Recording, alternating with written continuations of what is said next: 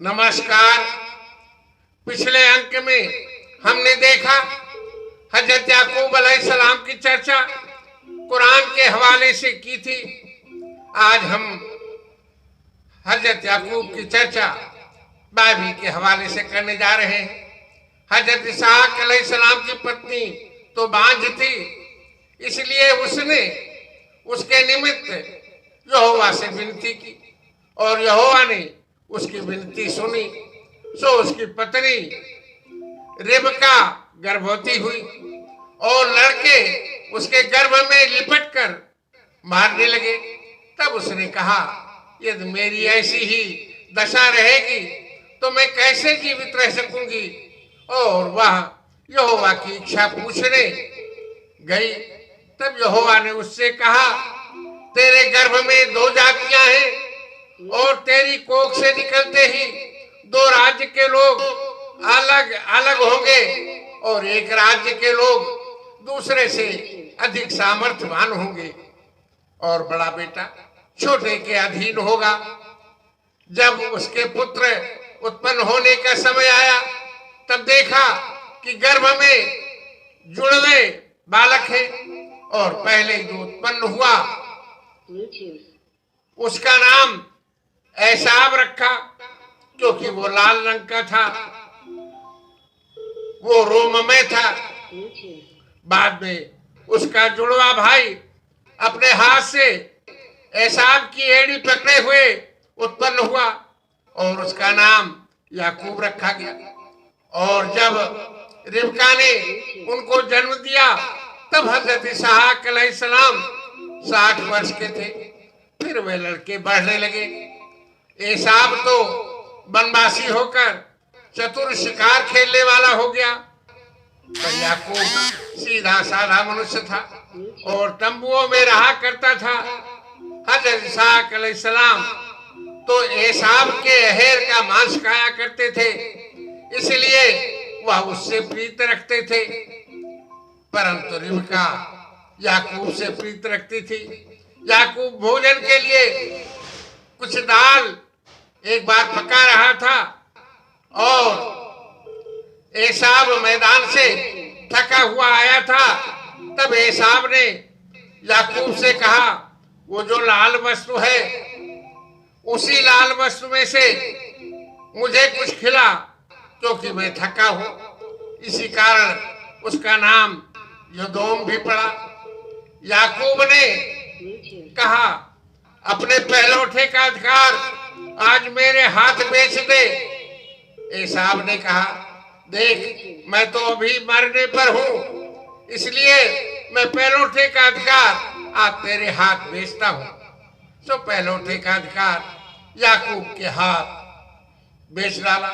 इस पर याकूब ने रोटी पकाई और मसूर की दाल पकाई, एसाव को दिया और उसने खाया पिया और वहां से उठकर चला गया।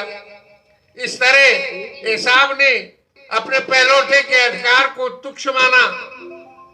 यह था तौरात उत्पत्ति अध्याय 25 के पैरा 21 से 34 तक का वाक्य। अब हम पेश करेंगे तौरात उत्पत्ति अध्याय 27 के पैरा 1 से 17 तक का वाक्य।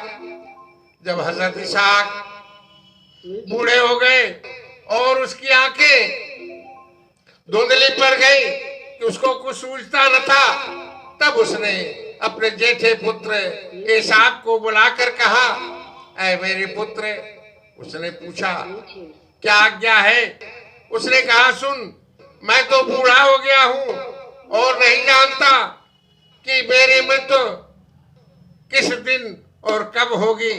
सो तू अपना तरकश और धनुष आदि हथियार लेकर मैदान में जा और मेरे लिए हिरण का अहेर करके लिया।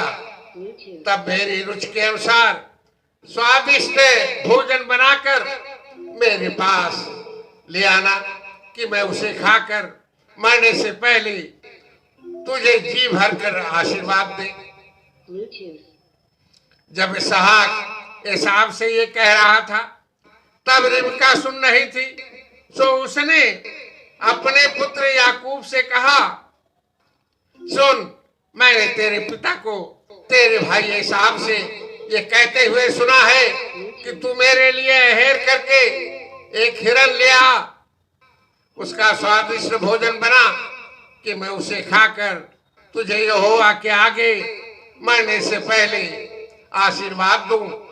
तो अब हे मेरे पुत्र, मेरी सुन और ये आज्ञा मान कि बकरियों के पास जाकर बकरियों के 2 अच्छे बच्चे ले आ और मैं तेरे पिता के लिए उनकी रुचि के अनुसार उनके मांस का स्वादिष्ट भोजन बनाऊंगी।